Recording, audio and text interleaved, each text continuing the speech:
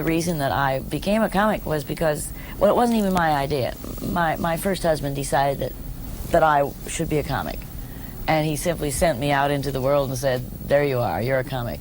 So I was 37 years old. Now, most people are kind of folding their tents, getting ready to sit down at 40. Well, they don't do it so much as they used to.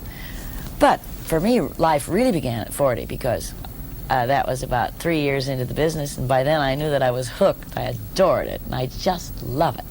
That was the best idea that first husband ever had, to make me a comic. That was Fang?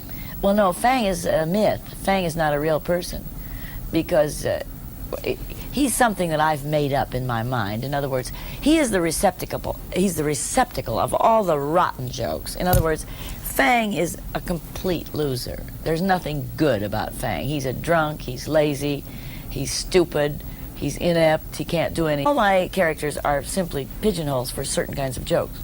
For instance, he has a skinny sister, and he has a fat mother, and then I have a mother who's gone in the head, Mother Ding-a-ling, and of course there's lots of kids. They never have any particular character, they're just kids. They're nebulous, so that they can be any age that I want them to be. At first, I had absolutely nothing. I had no press agent, no manager, no agent, no writers. I had just me and my little dumb act, and well, it's like the Wright brothers. You know, they only went so a few feet in that first airplane. I had a little 15-minute thing that I did, and now it's expanded to where it's a whole show. Do you remember the first joke that you ever wrote? First joke? I remember a terrible joke that I'm so ashamed of. And I didn't even write it.